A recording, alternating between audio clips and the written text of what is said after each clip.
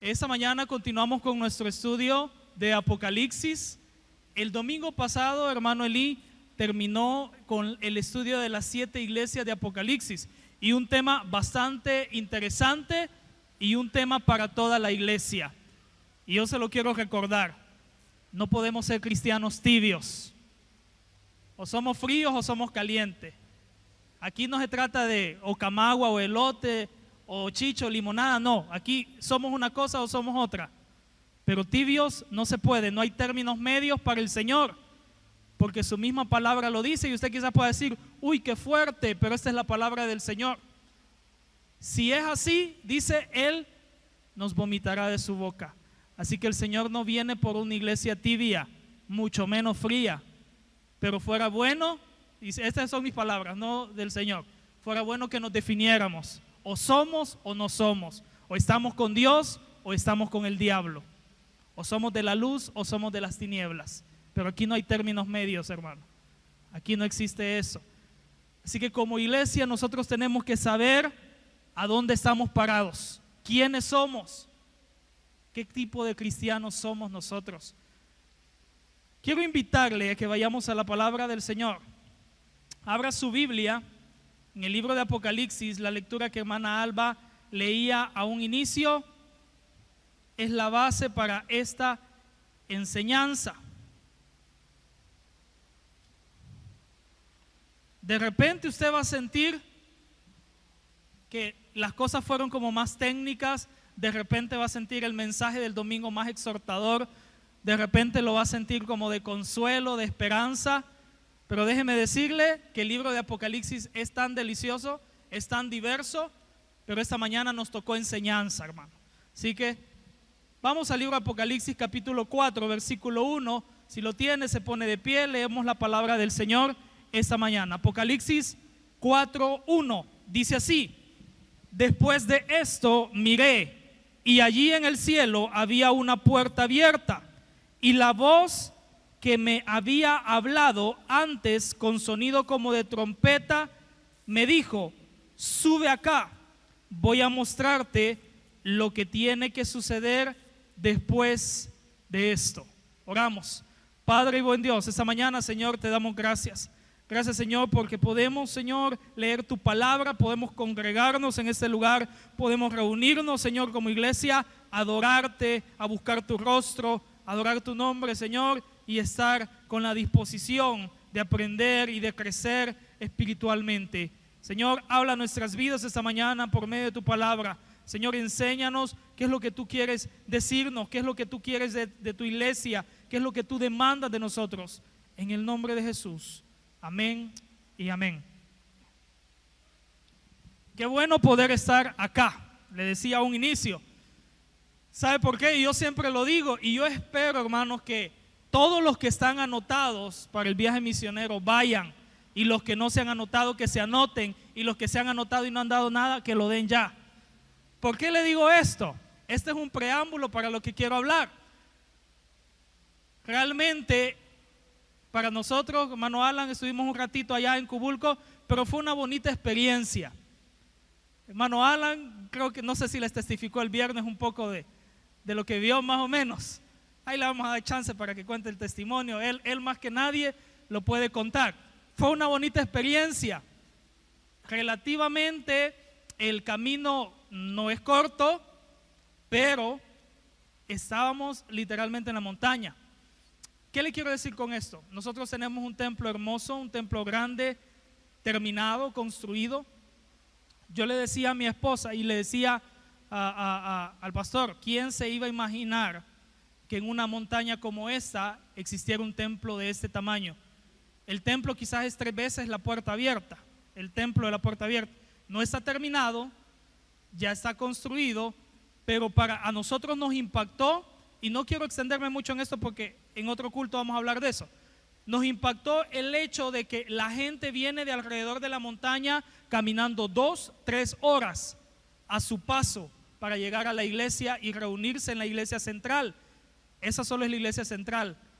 En toda la montaña ellos tienen alrededor de 10 iglesias o 10 campos blancos que atienden, y le estoy diciendo que ellos caminan 2 o 3 horas. pero al paso suyo y al paso mío serían unas 4 o 5 horas. Y esa gente llega a adorar al Señor, y todo el sacrificio que han hecho para tener ese templo y esa fe que Dios le ha dado al pastor es algo bien singular. Pero me quiero detener ahí y después en otro culto le voy a narrar un poco más de la experiencia que vivimos. ¿Por qué le digo esto? Nosotros a veces venimos a la iglesia y a veces venimos como que nos traen a la fuerza. A veces venimos sin deseo de adorar, sin deseo de hacer nada absolutamente. Y yo me pongo a pensar, ¿qué dirá el Señor cuando vea su iglesia con esa actitud? ¿Qué pensará el Señor? ¿Y qué diferencia cuando alguien camina, suda, llega quizás todo empapado de sudor al templo, pero adora al Señor con todo su corazón? Esta mañana hemos finalizado ya el estudio de las 7 iglesias de Apocalipsis y entramos a un tema muy interesante. Si usted se fija, solo leímos un versículo. Esta mañana yo quiero hablar un poco de esto. Yo quiero que entendamos el contexto en el que se mueve ese versículo. En este versículo nosotros vamos a considerar el tema de la puerta abierta en el cielo. Y yo quiero hacerle una pregunta, hermano. Así, ¿pasará la iglesia por la tribulación o pasará por esta puerta abierta que Juan veía en el cielo? Bonito se escucha cuando decimos la puerta abierta. Quizá usted como miembro pueda decir, somos nosotros. Pero la pregunta es, ¿pasará la iglesia la gran tribulación o pasará por la puerta abierta que está en el cielo? ¿A dónde quiere estar usted? ¿A dónde quiere pasar? Ese es el punto, y de eso quiero hablar esta mañana. Yo quiero que reflexionemos acerca de algunas verdades que sustentan el punto de vista de la pretribulación, es decir, que la iglesia no pasa por la gran tribulación. Hay algunos puntos de vista en cuanto a esto. Hay gente que cree que la iglesia va a pasar por ese periodo de gran tribulación, y habemos otros que creemos que el Señor viene por su iglesia antes de ese periodo de gran tribulación, y ahí es donde va a sustentarse esta enseñanza. Así que abra su corazón, abra su mente, tome nota si es necesario. En primer lugar, el primer punto: Dios no nos ha puesto para ira, sino para salvación. Vamos al punto. Quiero que usted comprenda esta verdad. Dios no nos ha puesto para ira, sino para salvación. Existen 3 clases de ira: la ira del hombre, la ira de Satanás y la ira de Dios. Y déjeme decirle que nosotros como seres humanos solo hemos experimentado la ira del hombre y la ira de Satanás, pero todavía no la ira de Dios. Y no creo que usted y yo no queremos experimentar la ira de Dios.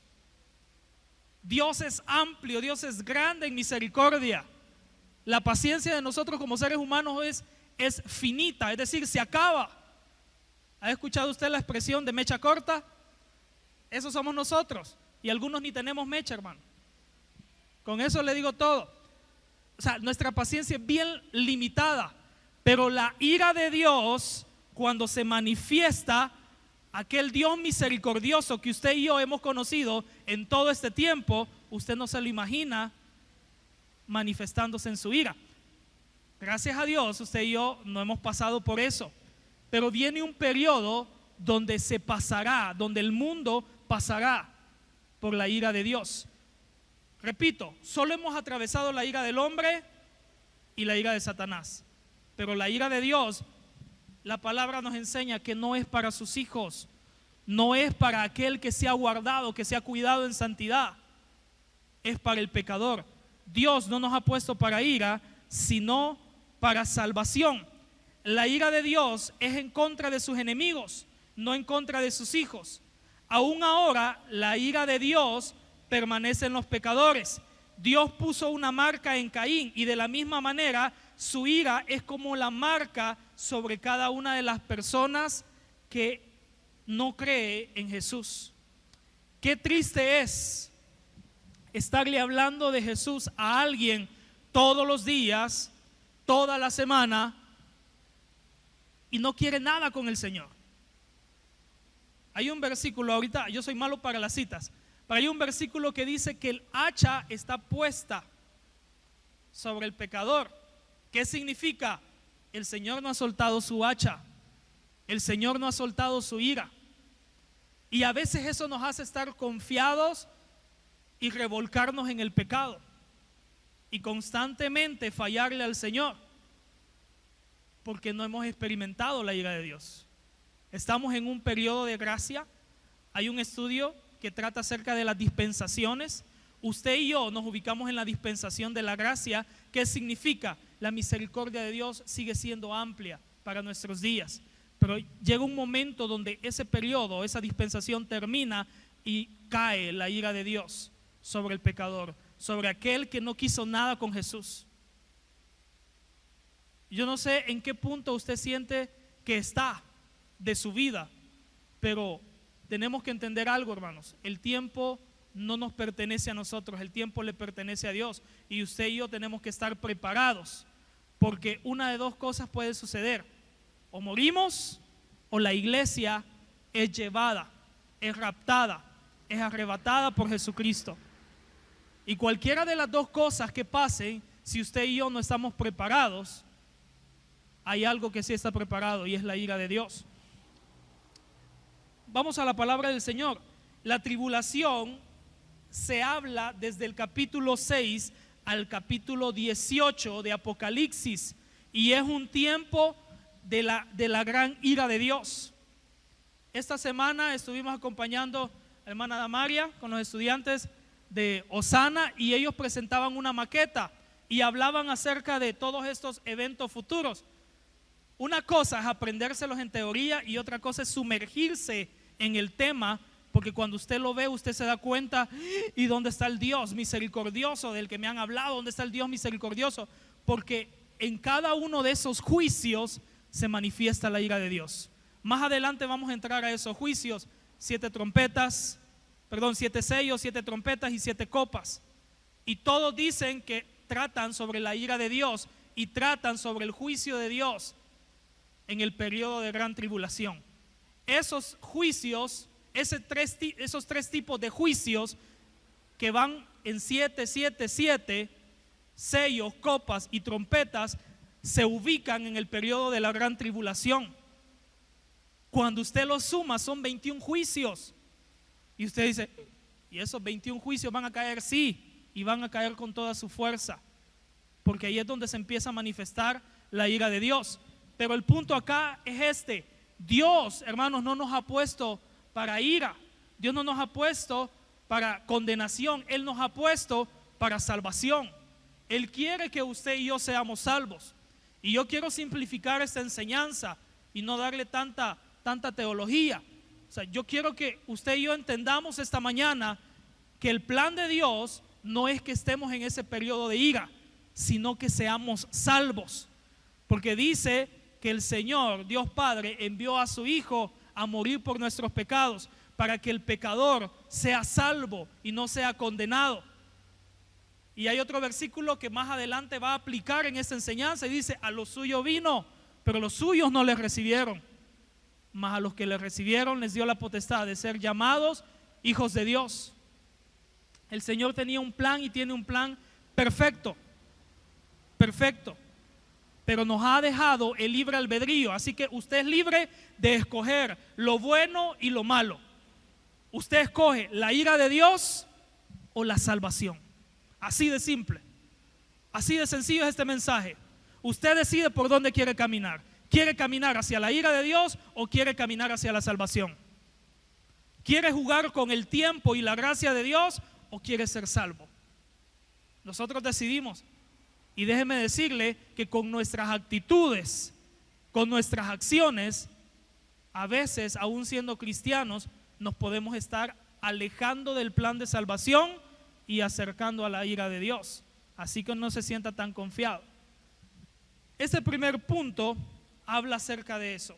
El plan de Dios, hermanos, no es condenarlo a usted, no es condenarme a mí. El plan de Dios es que usted y yo seamos salvos. Segundo punto: Dios ha prometido guardarnos de la hora de la prueba que vendrá sobre el mundo entero. Esa es la promesa. Dios ha prometido librarle a usted y a mí de esa hora de prueba, de esa hora de angustia.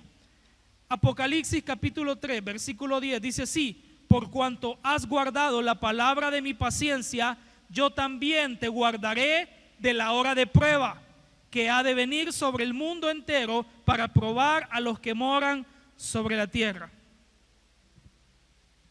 Algunas personas dicen que Dios dejará a la iglesia sobre la tierra, pero los protegerá. Eso no puede ser así. Dice Apocalipsis 3:10, una promesa que él hacía a una de las iglesias es que por cuanto ha sido fiel a su palabra, él le guardará, él le librará de la hora de prueba.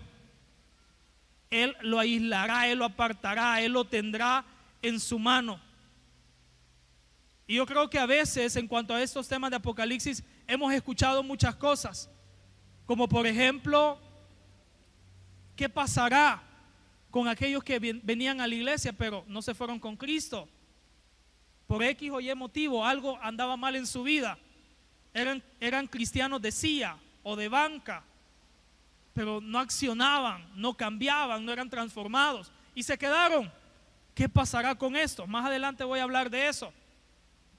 El Señor a nosotros como iglesia nos promete que nos librará, que nos guardará. Pero ¿cuál es mi parte en todo esto? ¿Qué es lo que yo tengo que hacer? Por cuanto has sido fiel a mi palabra. O sea que cuando desobedecemos la palabra del Señor, hermano, no estamos siendo fiel, no estamos guardando su palabra. Cuando usted y yo nos desviamos del camino del Señor, no estamos siendo fiel, no estamos guardando esa palabra. Entonces, ¿qué pasa? Nos estamos acercando a la ira de Dios. Eso es lo que puede suceder.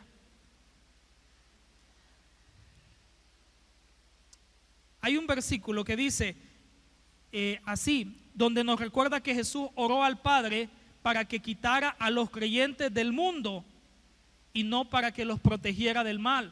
Juan capítulo 17:15, Jesús empieza a orar por sus discípulos y él ora para que el Señor, para que Dios Padre les quite del mundo, no para que les proteja del mal, sino que les quite del mundo cuando esta hora de prueba llegue. Nosotros, hermanos, tenemos que luchar constantemente para ser fieles al Señor, para mantenernos firmes delante de Él. Hay algo que nosotros tenemos que entender. El Señor ha prometido guardarnos de la hora de la prueba. En otras palabras, Él nos guardará del tiempo de la tribulación. Decían los muchachos en su exposición de la maqueta, y es así. El periodo de gran tribulación se divide en dos: 3 años y medio de paz y 3 años y medio de guerra. 3 años y medio donde, así como muchos se sienten hoy con su presidente, un momento de paz, donde las cosas se empiezan a solucionar, donde las cosas empiezan a arreglarse, todo el mundo se va a sentir contento con la economía del mundo y van a haber un montón de cosas favorables aparentemente para el mundo. Pero esa es la primera parte. Ese es el gancho, ese es el dulce para la gente. Pero ¿qué pasa en el segundo periodo de 3 años y medio de guerra? El anticristo ya se hace manifiesto con todas sus situaciones. Aquel cristiano, si se le puede decir así, que se queda, que no se va con el Señor en el momento del rapto y se queda en esos 3 años y medio, bueno, en esos 7 años de gran tribulación, y no se deja sellar, yo no sé, puede ser en la mano, puede ser en la frente, que no se deja poner el sello de la gran bestia, ese cristiano va a sufrir persecución a manos del anticristo. Así como existe la Trinidad divina, Dios Padre, Dios Hijo y Dios Espíritu Santo, existe una Trinidad satánica. Satanás, el anticristo y el falso profeta. Estos 3 personajes son 3 diferentes, no los confundamos, porque a veces pensamos que son los mismos. Es una Trinidad satánica que cada uno de ellos tiene una función.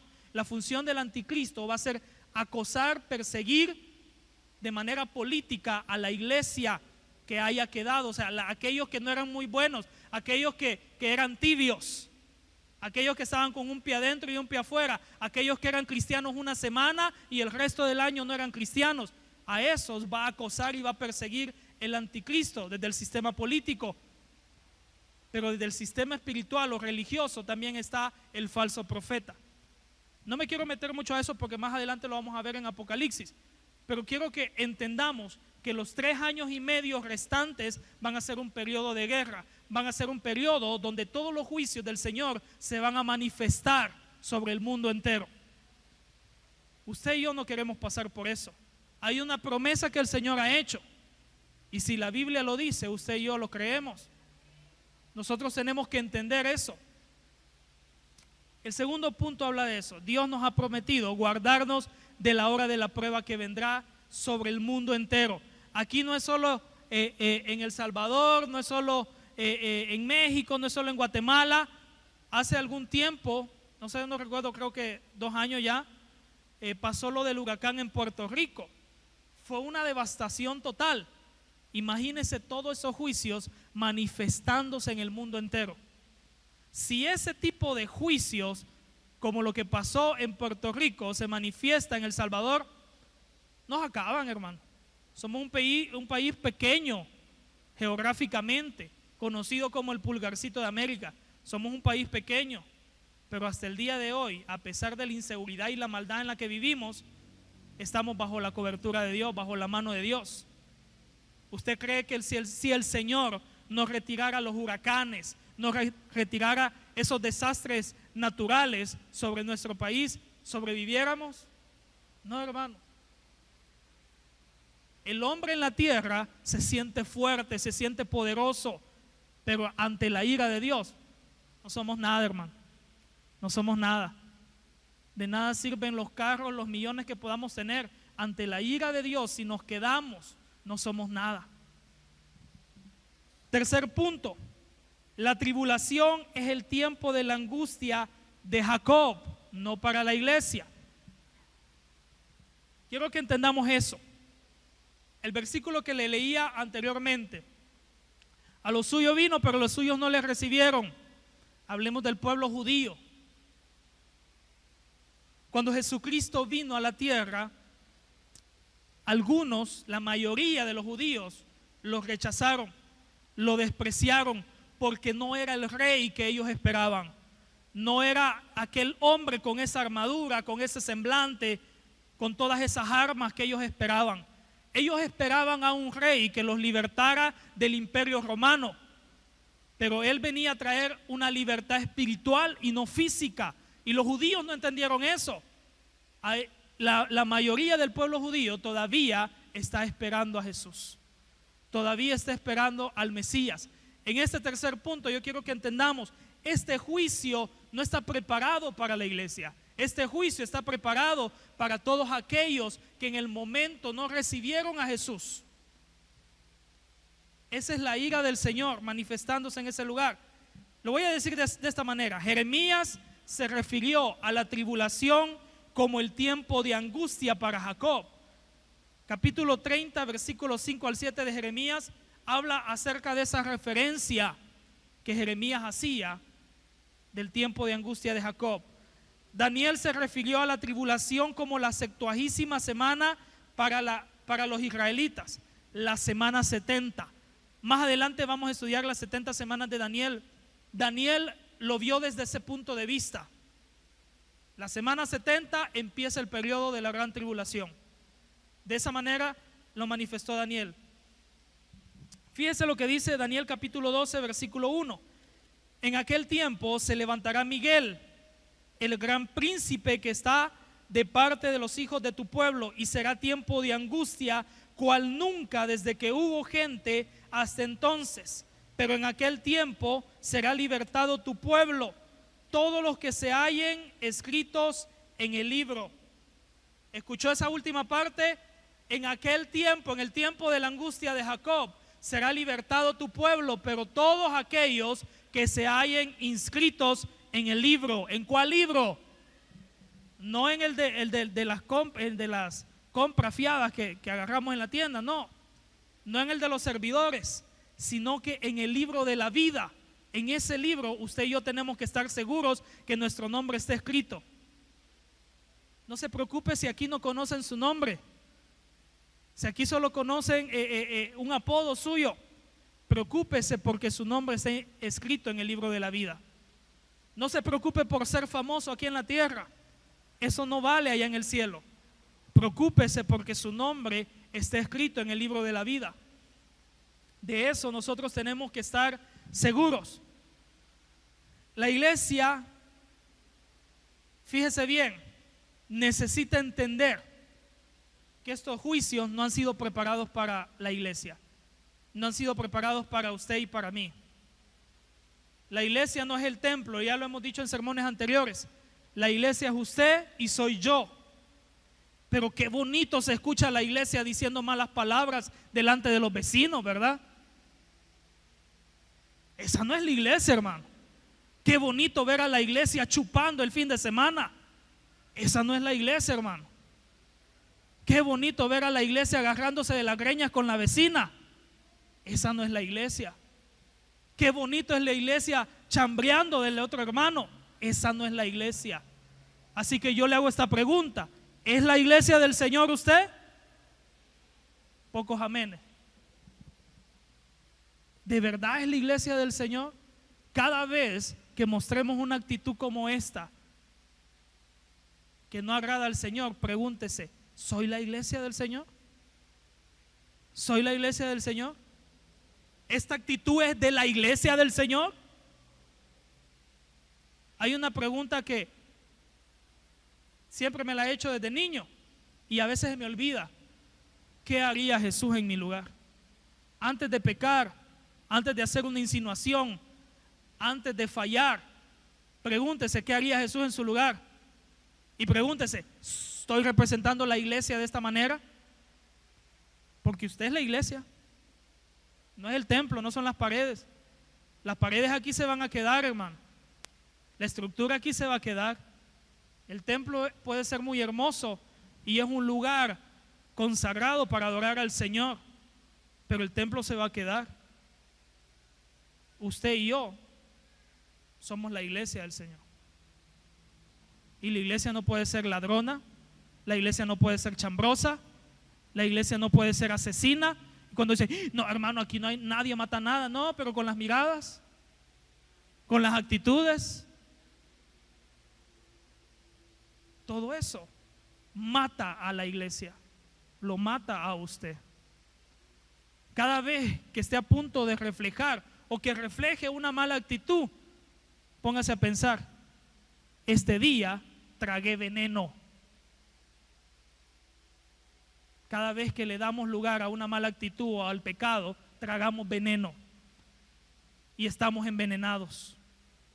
Poquito puede ser, pero dicen los laboratoristas que es más fácil que usted muera con un poquito de veneno que con la gran cantidad, porque con la gran cantidad el mismo cuerpo como que empieza a repelerlo, pero con un poquito usted no sabe por dónde se va a ir y ahí quedó el prójimo. Así que tengamos cuidado con el veneno que pueda dañar a la iglesia del Señor. Cada vez que alguien quiera darle un poco del veneno, dígale: no, yo soy la iglesia de Cristo y no necesito ese veneno. Necesitamos la sangre de Jesucristo para ser limpios de nuestros pecados, de nuestra mente, de nuestro corazón. Porque a veces vemos los errores de los demás, pero no vemos el error de nosotros. Así que como iglesia, entendamos eso. Estos juicios no son para nosotros, hermanos. Pero cuando tomamos veneno, cuando nos enfermamos, cuando vamos en contra de la voluntad del Señor, estamos cayendo en ese grupito a quien Dios ya tiene preparado esos juicios. Y no creo que ni usted ni yo queramos pasar por ese tiempo. Siguiente literal. Número 4. La iglesia no se menciona ni una vez durante la gran tribulación. La iglesia no se menciona.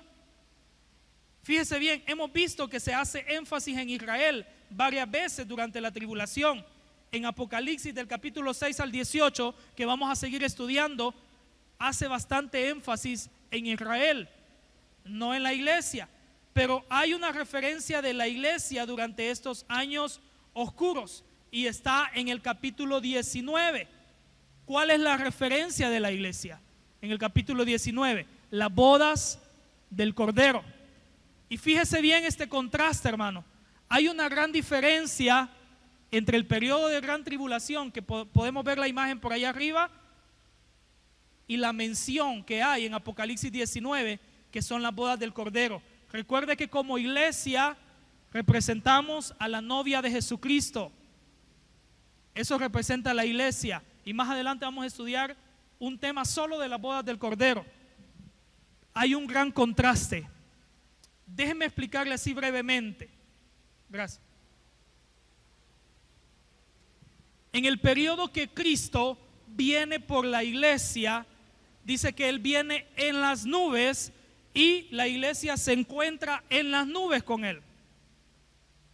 La gente no toda la gente lo va a ver, solo la iglesia que es arrebatada por Cristo, la iglesia que le pertenece a Cristo, se encuentra con Él. En ese periodo empieza un periodo de fiesta espiritual en los cielos, pero en la tierra empieza el periodo de gran tribulación, el tiempo de angustia. Nosotros podemos decir, 3 años y medio de paz, donde todo está nice, todo está bonito, pero no, desde el momento que la gente empieza a desaparecer, como que no todo está tan nice, porque que desaparezca un piloto en un avión, pobres prójimos que van ahí en ese vuelo. Que desaparezca el motorista de un bus, pobrecitos los que van ahí. Y así, desde ahí no todo va a estar bien. Van a haber accidentes, van a haber lesiones, va a haber aflicción, la gente buscando a su familia. Y tal vez usted ha visto la diversidad de películas que nos presentan, donde vemos estas escenas, donde la gente anda buscando a su familia y donde más de algún creyente tibio o sancochado, como decimos, se quedó y empieza a recordarse: esto me enseñaron en la iglesia, esto era lo que decía el pastor, esto me enseñaron en el bíblico, esto me enseñaron en la escuela Osana, esto me enseñaron en la escuela dominical, esto decía la hermana en las madres solteras, y va a empezar a recordar todo eso y va a entender que Cristo ya vino por su iglesia y se quedó.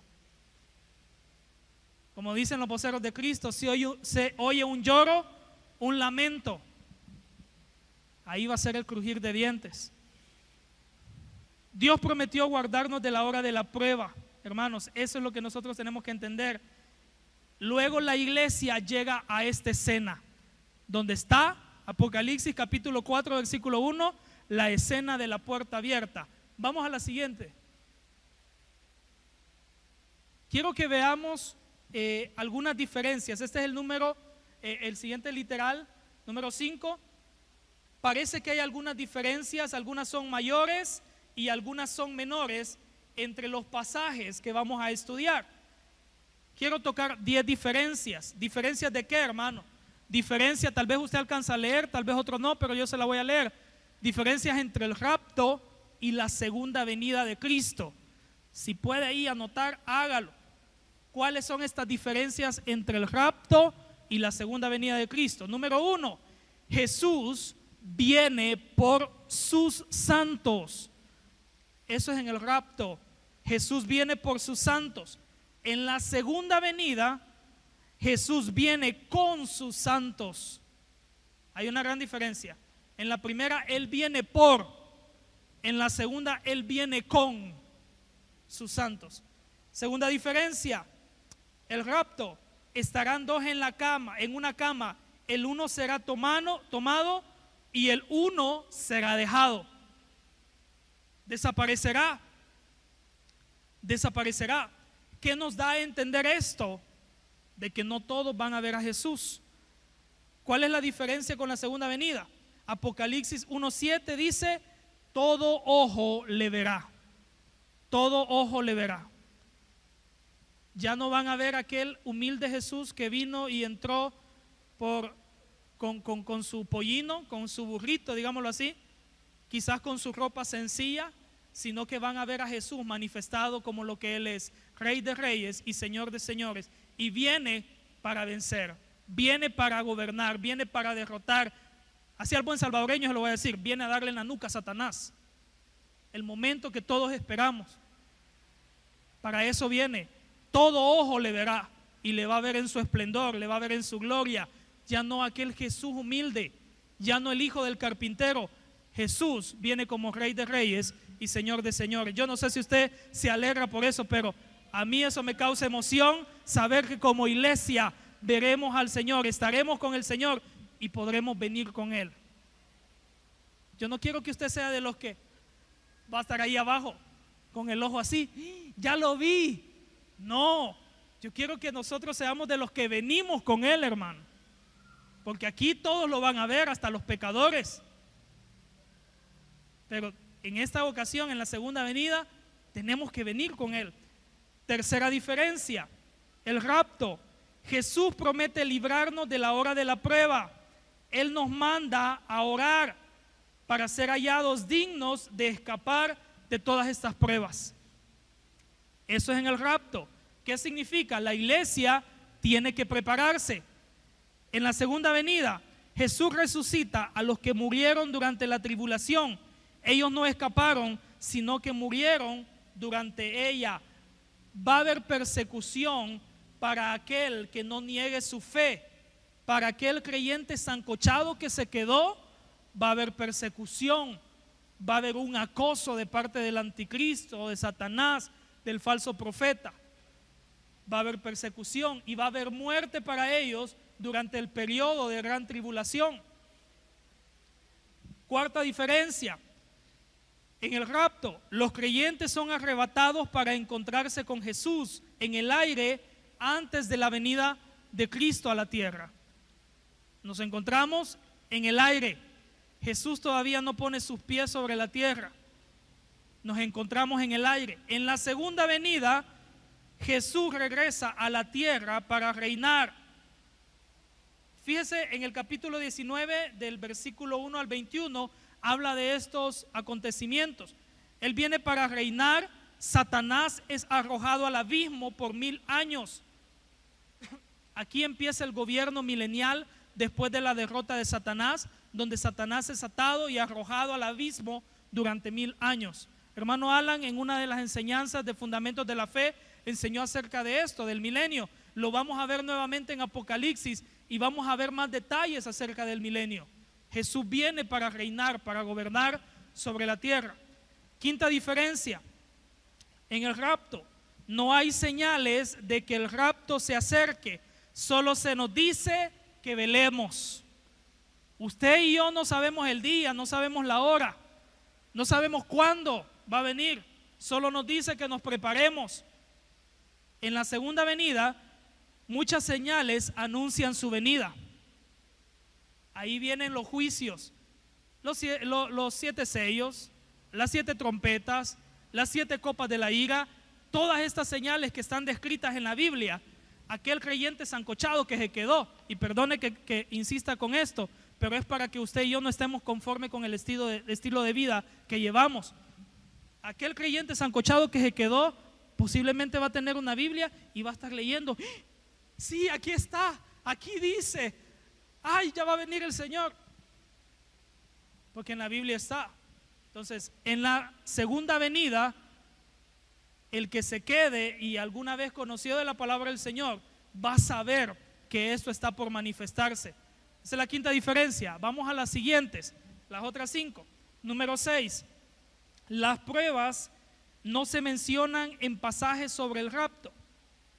No se habla acerca de cuáles son las cosas que van a pasar antes del rapto. No hay algo específico, pero la Biblia sí nos habla de principios de dolores, de guerras, de rumores de guerras. Nos habla de hambruna, nos habla de que estos solo son principios de dolores, pero no hay algo específico que diga en este momento viene el rapto de Cristo, no.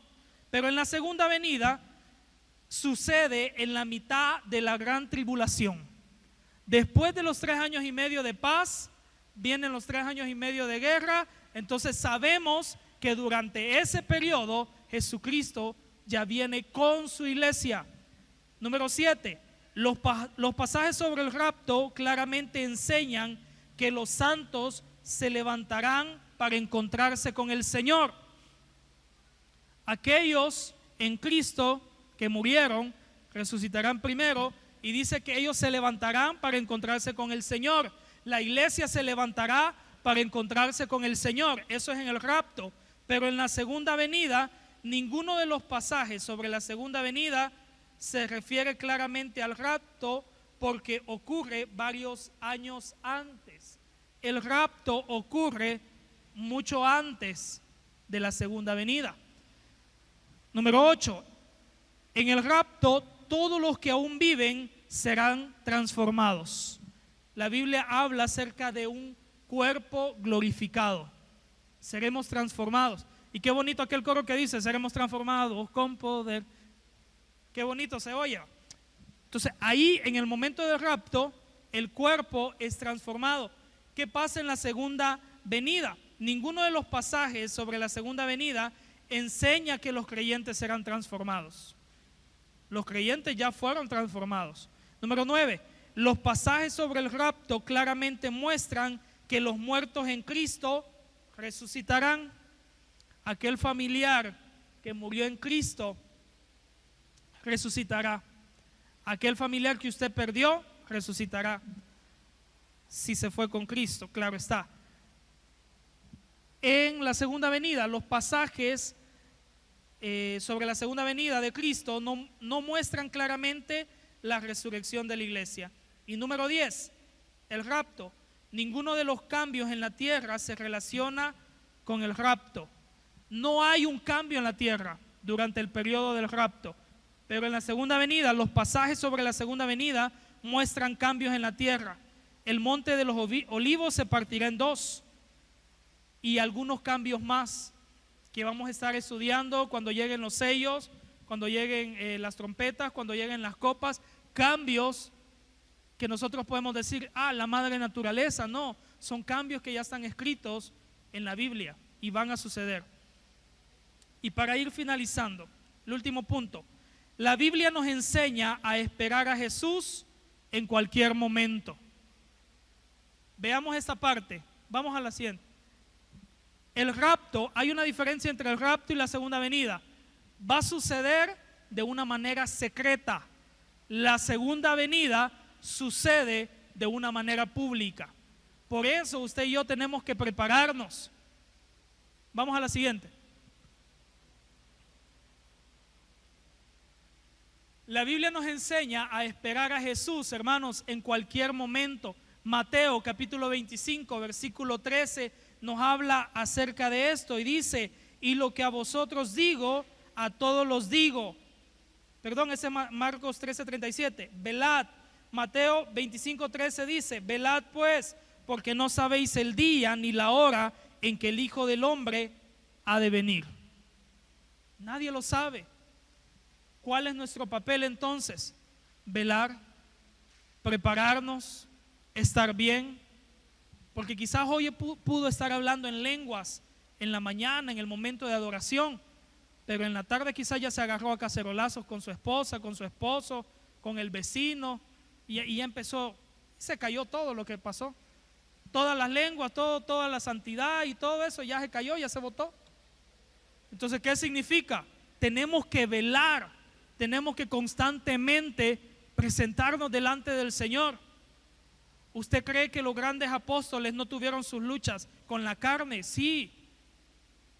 El mismo Pablo decía que se le había puesto ese aguijón de la carne y que constantemente también él luchaba con el viejo hombre. ¿Con qué lucha usted, hermano? ¿Con qué lucha usted, hermana? ¿Cuál es su lucha? Y la pregunta es: ¿está venciendo o lo están venciendo? Nosotros tenemos que prepararnos como iglesia, tenemos que estar listos. La tribulación, hermanos, traerá muerte a millones. Cualquiera que se declare ser cristiano será víctima del anticristo. Será imposible comprar o vender sin la marca de la bestia.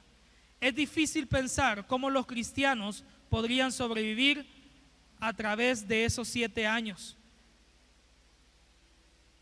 No podemos imaginar cómo podríamos sobrevivir ante esta situación. Vamos a la siguiente. La tribulación traerá muerte a millones. Cualquiera que se declare ser cristiano será víctima del anticristo. La Escritura nos dice que velemos esperando a Jesús. Esa es la gran verdad. Los jóvenes pueden sentirse que por estar jóvenes son los dueños del mundo, tienen el mundo a sus pies. El adulto joven, me voy a ir así, el adulto joven puede pensar que ya alcanzó sus metas, que ya está en la cúspide de su éxito y puede sentirse triunfador. El adulto puede pensar, ya tengo una familia, ya tengo un hogar, ya tengo una casa, ya hice mi vida, me puedo sentir orgulloso de eso. El adulto mayor puede sentir, ya aquí ya la vida no vale. Y dependiendo de nuestra edad, nuestros pensamientos van cambiando. Pero lo cierto es que todos necesitamos a Dios. Todos necesitamos a Jesús en nuestro corazón, porque no importa su estatus social, no importa su título, no importa su profesión o oficio, no importa quién usted sea acá en la tierra, importa quiénes somos ahí en el cielo. Y usted y yo necesitamos a Jesús. ¿A dónde está la esencia del evangelio? ¿A dónde está la esencia del cristiano? Vamos a la última. Prepárate, Él viene. Hace unos años, Crystal Lewis sacaba una alabanza muy conocida que decía: pueblo, prepárate, Cristo ya viene, nos vamos a gozar. Y ella cantaba esta alabanza. Y yo le pregunto, este sigue siendo el mensaje para nosotros hoy en día: pueblo, prepárate. Puedo decirle, ¿está preparado? Por orgullo y para que no me critiquen, si yo le hago la pregunta, ¿está preparado? ¡Amén! Van a gritar unos. Pero el corazón está más podrido que a saber qué. En ese corazón hay más demonios que a saber qué. Y van a decir, qué pésimo el hermano Daniel, como me dijo. Pero es que es cierto, hermano. A veces vivimos usando máscaras en la iglesia. Y ya no es el tiempo para ser hipócritas. Lo que somos aquí en la iglesia, seamos allá afuera. Jóvenes, lo que ustedes aquí en la iglesia, sea en la escuela. Hermanos, lo que es usted aquí, sea en el trabajo. Sea original, sea usted. Si un consejo a mí se me quedó en la vida, es el siguiente: cuando tengas una relación de noviazgo, sé vos mismo, que te conozca enojado, que te conozca triste, que te conozca alegre, que te conozca chistoso, que conozca todo eso de vos, para que cuando lleguen al matrimonio no se asuste cuando te ve enojado, no se asuste cuando vea lo malo de vos. Yo no le estoy diciendo vive enojado en todo, no. Sea usted sin falsedad, sin hipocresía, y reconociendo que aquellas cosas que no están bien delante del Señor, presentémoslas en el altar. Presentémoslas en el altar. Dice la palabra de Dios: un corazón contrito y humillado no desprecia el Señor. No sea hipócrita, porque si no puede engañar al hombre, mucho menos a Dios. No venga a danzar y adorar acá al Señor y allá en la comunidad está peleándose. Eso no le agrada a Dios. Eso no es del Señor. ¿Qué le quiero decir con esto, iglesia? Hay algo que a mí me encanta de David. Usted decide con qué concepto se queda de David: el homicida adúltero o el hombre arrepentido y redimido por el Señor. Pero la Biblia dice que ese hombre era conforme al corazón del Señor. Se equivocó David. Es que David, si hubiera tenido 8 brazos como el pulpo, los 8 hubiera metido. Sí, se equivocó. La regó, como decimos al buen salvadoreño, y la regó fuerte. Pero ese hombre, cuando se sintió confrontado por la palabra del Señor, se arrepintió, se humilló, y el Salmo 51 manifiesta la humillación de David. Y arrepentimiento es pedir perdón por tus pecados, pero no volver a caer en el mismo error. Hubo arrepentimiento en David, tanto así que al Señor le agradó su arrepentimiento y lo consideró su amigo. ¿Cómo nos ve Dios a nosotros, hermano? ¿Cómo te está viendo Dios? ¿Cómo te estás presentando delante de Dios? ¿Te estás presentando como el fariseo, aquel santo, aquella santa? ¿O te estás presentando como aquel pecador publicano que reconoce su pecado, sabe quién es y lo único que pide es misericordia? De nosotros depende cómo nos presentamos delante del Señor. Pero el mensaje, la conclusión es eso: Él viene y usted y yo necesitamos estar preparados. Esta mañana yo solo quiero hacer la invitación: si hubiera alguien que aún no ha recibido a Jesús en su corazón, esta mañana aún hay tiempo. Como decía el grupo de alabanza, Roca Fuerte, Roca Eterna, aún hay tiempo de restaurar tu vida, aún hay tiempo de que te acerques al Señor. Y a veces pensamos solo en aquel que no es cristiano, pero yo te lo digo a ti como iglesia: si necesitas reconciliarte, ven acá al Señor, ven a los pies del Señor, porque quizás le has fallado a Dios esta semana, o le vení fallando desde el año pasado o de hace 10 años, arrastrando el mismo peso de pecado. Y lo peor no es arrastrarlo, es no reconocerlo, no reconocer que estás tibio, no reconocer que necesitas al Señor en tu vida. Así que yo quiero ser directo en eso. Si alguno de los hermanos de la iglesia necesita reconciliar esta mañana, yo le hago la invitación. Si alguno de los jóvenes no le ha entregado por completo su vida al Señor y todavía está luchando, esta mañana es para que te entregues al Señor, es para que vengas delante del Señor y podás reconocer que Él es Dios. ¿Habrá alguien esta mañana que quiera reconocer a Dios como su único y suficiente Salvador? ¿O alguien que quiera renovar su pacto? Alguien que pueda decir: es cierto, yo he pecado, yo le he fallado al Señor, hice lo malo delante de Él. Quizás nadie se ha dado cuenta, pero hice lo malo delante de Él, y esta mañana yo quiero renovar mi pacto delante de Dios. ¿Habrá alguien esta mañana que quiera renovar su pacto, que quiera reconciliar, o que quiera recibir a Jesús desde lo profundo de su corazón?